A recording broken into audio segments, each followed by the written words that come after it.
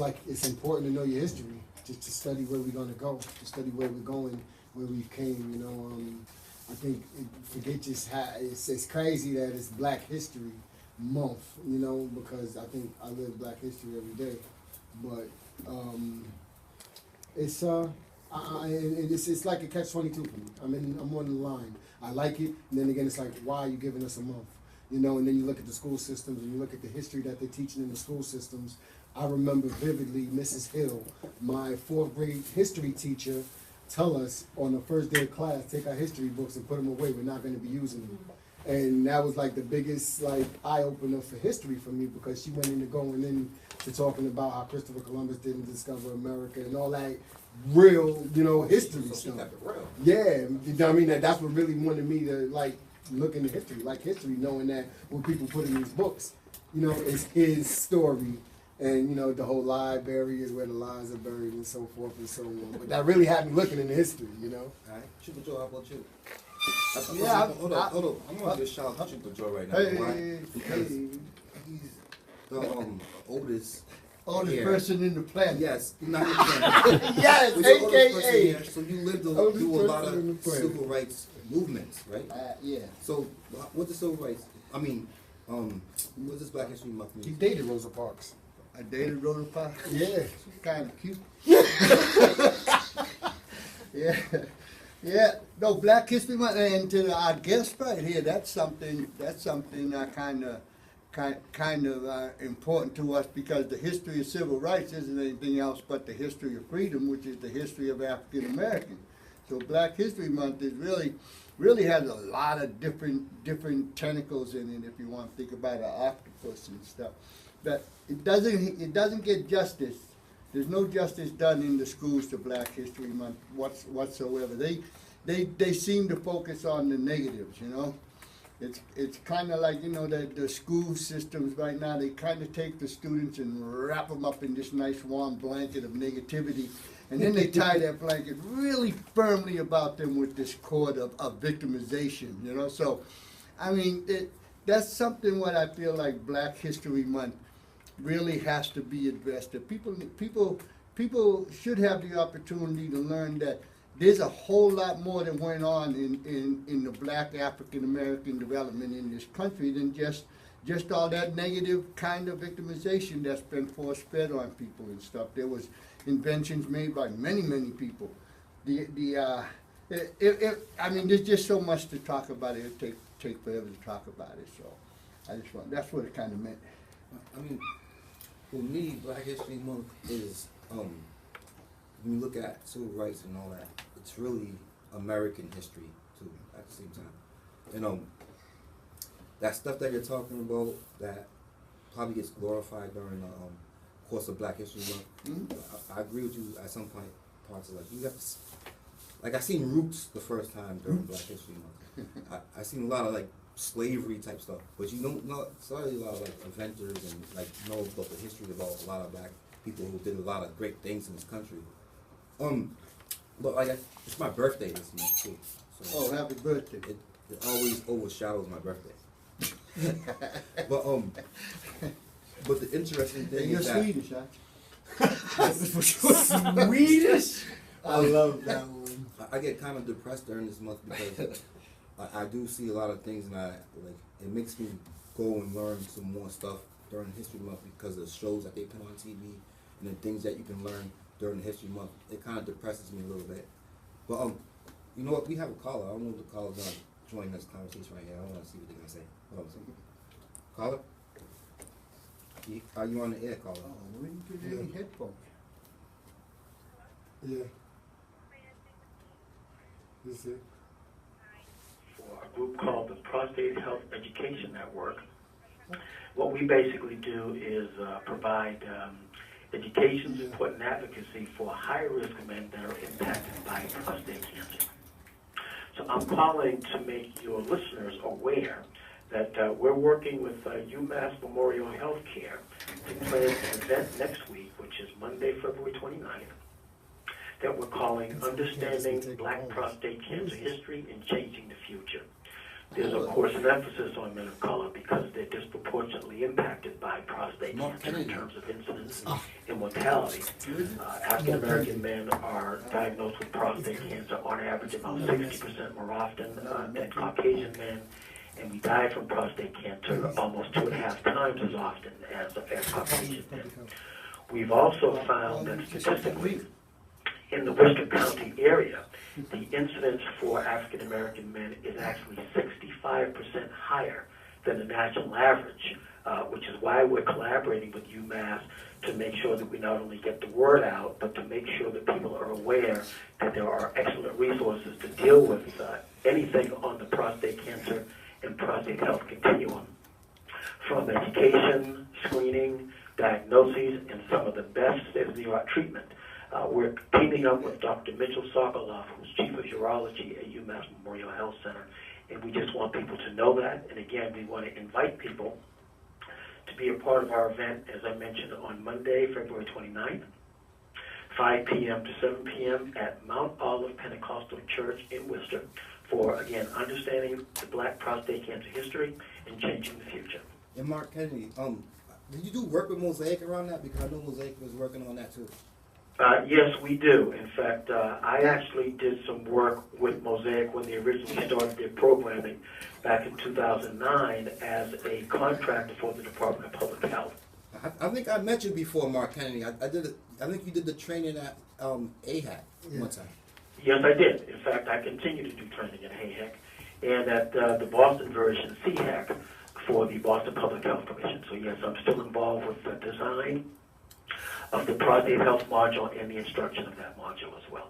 Hey, thanks for calling and thanks for giving us information about prostate cancer. It's very important. I mean, after 35, everybody, all men should get their prostate checked at the age of 45, right? Well, we suggest that high-risk men, which include African American men, men with a family history, men who may have been veterans of the Vietnam War and exposed to Agent Orange, those men should actually get screened beginning at age 40, okay? Men that are considered to be at average or low levels of risk can wait until 45, in some cases 50. But African-American men and other men with a family history should begin screening at age 45, at age 40. Hey, thanks for calling in, and I appreciate you, Mark Kennedy. My absolute pleasure. Thank you. And again, tell people about the event on the 29th, 5 to 7 p.m., Mount Olive Pentecostal Church, 60 Highland Street in Worcester. All right, thanks for calling. All right. All right, gentlemen. Shout out to Mark, yo. Yeah, Good to hear from you, brother. Good to hear from That's you. a good Black History Month fact Facts. too. Like, What? I mean, like we gotta check. You gotta go down there and check it. I mean, a lot of people are talking about like it's an ego thing for men. I mean, you gotta do that thing like that. You gotta put the finger back up there and check the prostate. You get a PSI Ain't the test finger that kills first. Yeah, and if your PSI level is a certain level, that means it's imperative that you gotta do that. So men of color, do that. Don't be ashamed. It's your health. You know, you gotta live. You know what I mean? You gotta live. So all right. So gearing back to Black History Month, and what does it mean to us in When? Oh. so. Real quick, I want to ask gentlemen. All right, so have you had any human rights issues as far as like people of color in the course of your tenure of being like the director of the program? That's a really broad question there. Yeah, it is. All right, let me say a little bit more specific one. Sure, let's go. The incident that happened in the jail, the brother that got beat up in jail, right? I know that they had video recording of it. Did you ever ask to get the video for you can see like how his human rights been violated? So because it involved the city of Worcester employees, I wasn't directly involved in that follow-up. All right, because that's a big human rights issue right there. I know he ended up suing the city, got like over $200,000, something like that, right? Yeah, are you aware of that? Are you familiar What with he that? settled for? Yeah. Are you aware with the situation? So again, it's not something that I worked on, so I can't speak to it. All Sorry. right. When But have you know of it though, right? You can't speak to it.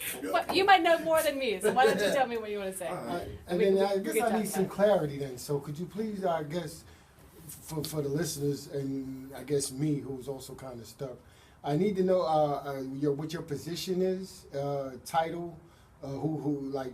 She already told us a position. So you're hired from the city. I do. And let us know what I guess what's your job description? What do you do? What are you able to do? What can you help people do with that? Right. You know? So you guys are all going to be part of my team now, right? Because I need some help. Help. I'm a one-woman show. I don't know if they want you on your. I don't know if Yeah. they want you teaming up with us now. Yeah, because I have a question about all that. right. We'll get to business. All right. Yeah. So I'm a one-woman show. I've got 2 part-time employees that help me in the Office of Human Rights and Disabilities. So these are 2 divisions in the city of Worcester that got merged, and I direct both divisions. And so what that means is that I am the officer for the city that helps the public with any kinds of complaints against discrimination.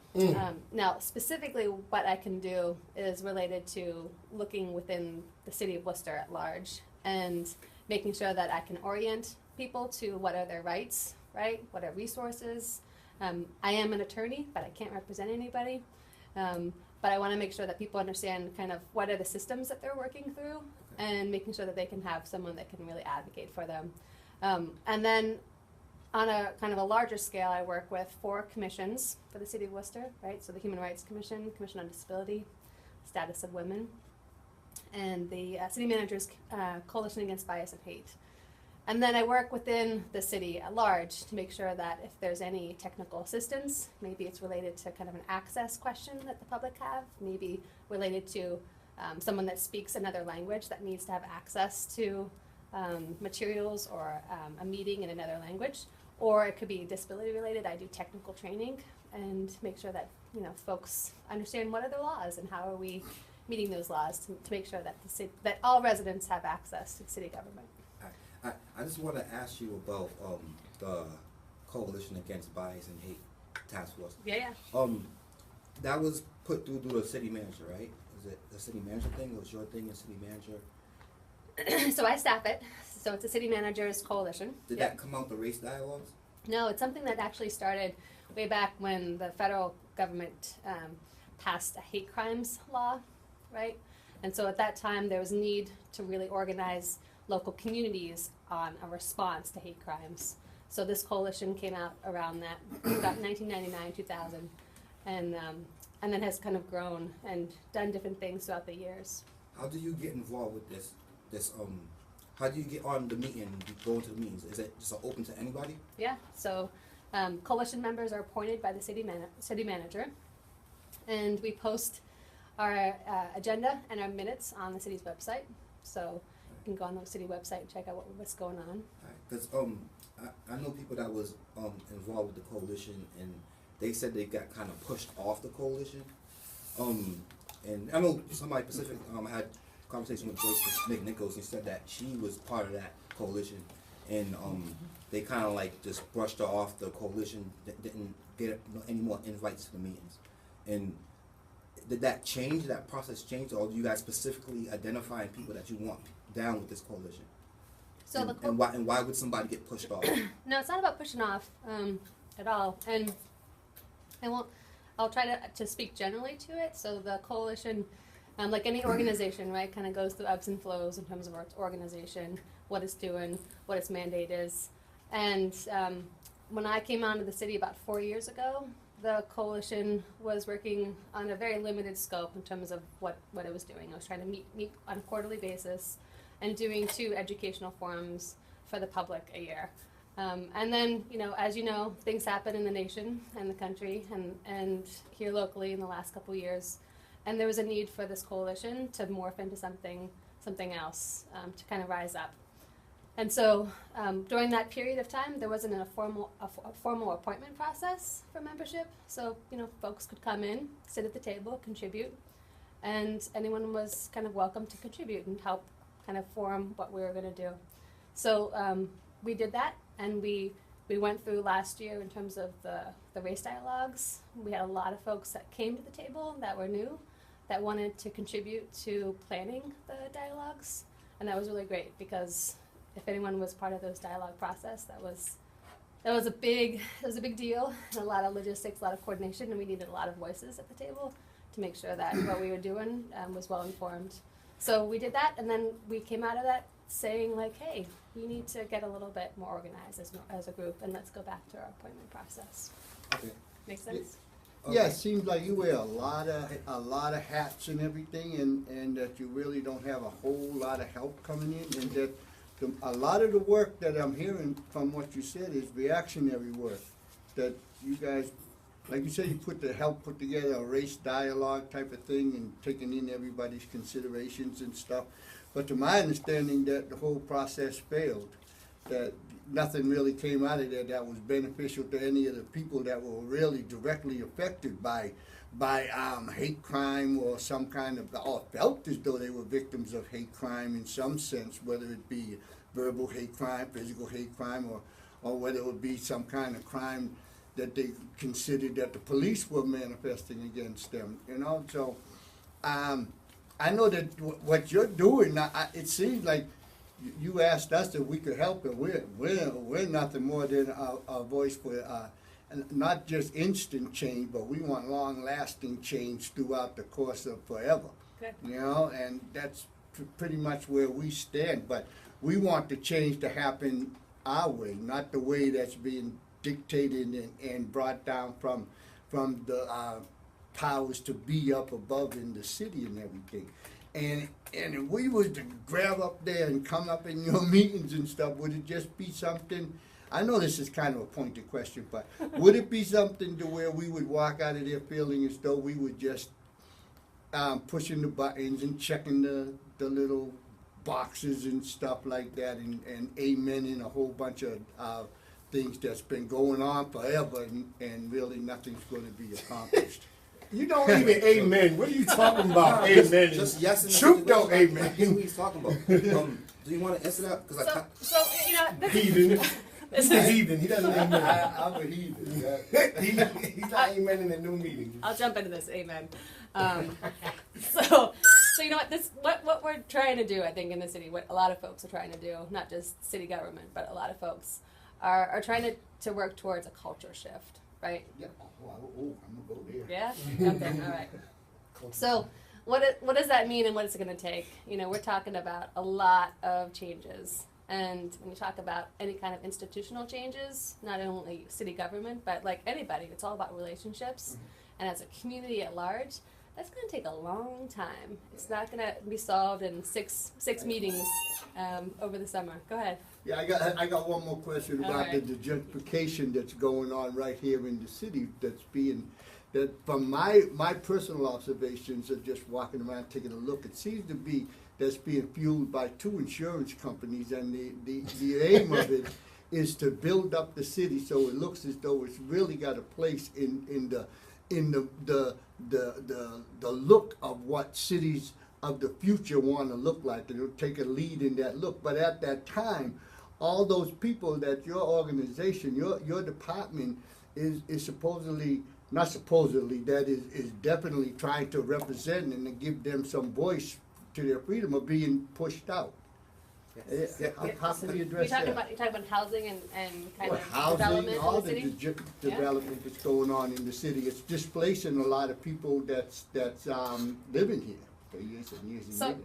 let me I'll talk to you about one little thing, because Okay, one thing. you know, I'm one little person, which sometimes I try to be bigger than I am, but some people think I'm bigger than I am. And that's a subject of housing discrimination, right? That's a huge focus in my work in the office, to really look at and address housing discrimination. And that could be on a one-on-one basis, right? So someone from the public comes in and says, hey, I've just been refused housing, or I'm being discriminated against by my landlord, or it could be more at a systems level. And so what I'm trying to do is, I'm trying to work with the one-on-one, and we're doing referrals, and we get people attorneys if they've been discriminated against, but we're trying to also look at the system at large, right?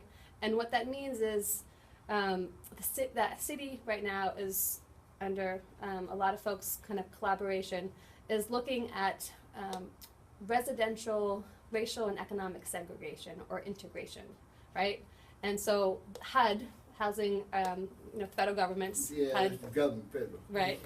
They put out a rule last year. It was called the Affirmatively Furthering Fair Housing Rule, And so what this was all about was it was advisory. You know, it wasn't a whole lot of teeth to it, but it was an advisory to local communities that receive federal funding for housing development. And they said, look, we're going to provide you all these tools, all these mappings to share with your community the data that we have about where this money goes, what's being developed, and then you can see kind of where the integration is or is not.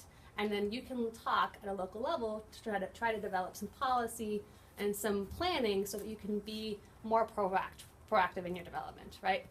And so what we're currently doing right now is we're working on having that conversation about, hey, let's look at the maps. Where are we? How do we compare with other gateway cities in the state in terms of our integration? And why is that important? Well, we know there's a lot of research already out there that says that if you have racially and economically integrated communities, residences, then all of the other disparities within that community, whether it be health outcomes or economic or crime, access to education, all those things, those disparities, they drastically reduce, right? Yeah. And so this is a huge, huge issue. And it's fundamental in terms of where we live and how we can have stabilization in our lives to then do other things. So I think that that's one thing that we're currently examining. And, you know, it might not be on everyone's agenda, but it's on my agenda. Well, I'm glad to hear that it's on your agenda, and I hope that you have a lot of help more, because like I said, you wear a lot of hats. I'm coming back for you. I really do. I really do. Yeah, I'm not, because, like, I want to go back to my question because you kind of didn't answer it, you know? Because what I wanted to ask about the coalition that was created against bias and hate. Only reason why, because is there an application process? How do you determine who should sit on this coalition? And why did a lot of, like, you know, I even know another couple of sisters that and brothers and sisters that was part of that, and they just didn't get invites no more. So is it strategic the way you guys choose who you want on these coalitions, and or do you guys want to get people who are not really gonna rock the boat too much and kind of like go with the flow of things? Thanks so much, Nate. So, you know, this is the current formation. What we're trying to do right now is to build some institutional capacity so that we can have some response and so we can do some change from kind of like the top down, right? And so the city manager is taking on the role of leadership to really address diversity and inclusion issues within the city of Worcester in terms of our government. And he wants other folks, other institutional leaders to also follow suit. And this is a group right now that has a lot of ability to mobilize different sectors in the community, whether it be healthcare or education, different social service providers, so that they can also try to work together to address similar issues. So how did he say, like, these are the people? Like, what's the determinant factor to see if you can get on these boards of these coalitions or not? Because I'm thinking about going. The only reason why I'm asking because I'm thinking about being a part of that coalition. That's why I want to know. So send your name to the city manager. And what do I fill out application? Do I fill out application? Do I go to do I do an interview process? Right. So this is not the same as a board or commission, right? It's not part of the city ordinance. Yeah. So it's a task force in nature. The city has a lot of task force and groups that come together. But generally, in this particular board, we're looking, or coalition, we're looking for you to represent a certain group, right? So who do you represent? How can you help mobilize that group for change, right? So you have to have some type of you have to have some type of clout within the city to or have a following of people to be on this coalition of hate. It seems like that's discriminatory itself. Yeah, But listen, Jenna, right? It's Jana, like Jana. Jana, where you from, Jana? Pittsburgh. Pittsburgh. How long you been in Massachusetts for? About 6 or 7 years. I thank you for coming to the Voice of the Voiceless, and I know, you know what I mean, my compadres, they are some wolves, but I thank you. I thank you for one coming on for being a woman. A woman, you go through the same struggle and oppression that I'm pretty sure people of color go through. So I thank you for coming on the show, and then you represent the Civil Rights Department in the city, so that's definitely big. Caller, you can just wait after the Keith asks a question. You can answer something right after him, okay? So it's just I think it wouldn't even be fair for me to be, you know what I mean, at you, because I understand the plight of Worcester, you know, and I to the point where I don't necessarily, and it's not to take shots or anything, but I don't think that you understand the plight of Worcester. Not saying it like that, but you asked us to be on your task force, and I think like going to a word my man Nate used a lot is tricknology. So it's like, do you even understand the bureaucracy behind the people who give you, you know what I mean, your money, the city manager, so forth and so on. You know what I mean? That whole, I feel it's very, very like unfair for them to throw 3 departments on a woman, you know, that's crazy. I understand it's downsizing, but you know what I mean, that just shows how much important those departments were to put them all in one and to say, here, you be the representative of it. It's horrible for the city, you know, I don't get me talking about the city. I would love to help you, but at the end of the day, we know a lot about what's going on in not only in the city council, but in the world of oppression, you know, and it's intentional. There's a caller. Stop the diatribe. You were just talking for 10 minutes. Don't talk to me. There's a caller on. So You get tell him back to call after back that. or something. Like, I'm talking. Wasn't nobody? All right, go ahead. That's crazy. Yeah, it just Go makes me ahead, wanna go Lost laugh your right train of now. thought now. No, I didn't lose my train of thought because I'm Good. very engaged on what's going on, and it's just very technology. Like I said, it's very smoke and mirrors. So they give you 3 departments in one, where one, of course, is the biggest elephant in Worcester, which is racism, to deal with. You know, and at the end of the day, you have city councilors, you have people who are actively, you know, responsible for, like, say, giving you your checks and responsible for the city that are acting in ways that are opposed to you even getting your job done. So that's what I'm saying. It's kind of crazy that, you know, they would throw 3 departments on you and then have you, you know what I mean, trying to actually seem like we're getting something done in Worcester when actually it's just, you know, it's just smoke and mirrors. But if you do want to get something done, I would say I would like to be strategic with it as far as voiceless involvement. I know Nate wants to, you know, be out there and be Superman, but I would really love to, you know, behind the scenes somehow, with especially without the power forces knowing, you know, what's going on, help the city of Worcester, because that's what it takes. It takes behind the scenes, not, you know what I mean, going out in front and doing, you know, stuff that you get posted on Facebook or in the newspaper, because the real work, not only is it a system there that's prohibiting the real work to get done, it's another system there that's showing you that everything is peaches and creams, just like Troop was trying to tell you. You know, like Worcester is this big thriving city, but it's still the good old boy network. You got a bunch of people that don't want to see no change. You know? That's my last show. Hey, yeah, 'cause I want to go to the caller. Caller, do you have a question? Are you still there? All right, do you have a question? And it's a question for Jana, and I am wondering, or I was struck when she said that the city's decision was to approach these issues top down. And it strikes me that any kind of real social transformation is not going to be affected top down, and that's why so many people were upset by the decision to change the composition of the Coalition on Hate and Bias, because there were many people coming from the community who was most affected, who were speaking there, and they were shut out of that commission because some top-down process is going to take place that is not going to engage them, that is not going to respond to their perspectives. That's the problem. Thank you. Hey, thanks for calling in, okay? All right, sure. All right, do you want to respond to that? I think that was Judy. Hi, Judy. Is that you? She already hung up. She's gone. Yeah, I think that, like anything, you can critique it, right? But how do we get the work done, and how do we actually try to move something forward? And, you know, what is a strategy? And we can choose a lot of different strategies, but you got to pick one if you're going to be effective, right?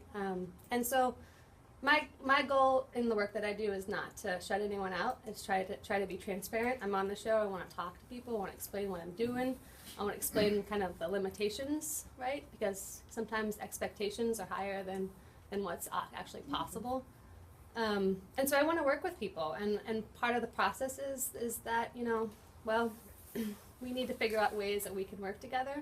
And if you do the work best by working from the outside in, we'll continue that work. If you want to work from the inside out, there's a role for everybody to affect change and to contribute to a participatory democracy, right? So yeah, I want to make sure that folks, the message is that, you know, hey, we want to welcome people to contribute to the process. And for folks that may or may not know, we are having a community meeting next Monday, the 29th, which is the Coalition Against Bias and Hate is having a community meeting at the Belmont AME Zion Church. Anybody's invited? Everyone's invited. It's at 6:30 in the evening. Any food gonna be prepared? Yeah, I knew you were gonna ask me that question. How you know I'm gonna ask that? I'm looking for someone to prepare some food. No, I don't have much to offer. I think we're gonna get some coffee for folks to keep you guys awake. Okay. But I like coffee. coffee is, you know, sometimes all we can get.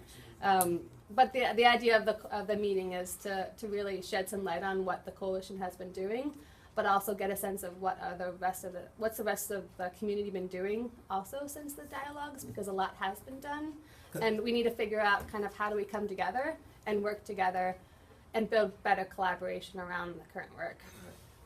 All right. I want to go to a quick bumper break. I'm gonna make a statement and go to bumper break and come back. But I agree with the caller. Like that's really frustrating to me. You know why? Because it's all perception.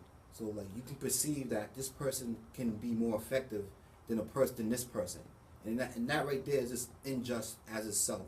You know, and like it's disheartening. You know, because I believe that I can be effective. So now if I go through this process and if I get denied or somehow or whatever, I'm gonna feel like a little bit depressed about that and say, why am I not good enough? You know? So that's my thoughts on that. But I'm gonna go straight to a bumper break real quick, and then after that we'll come right back. 91.3 WCW.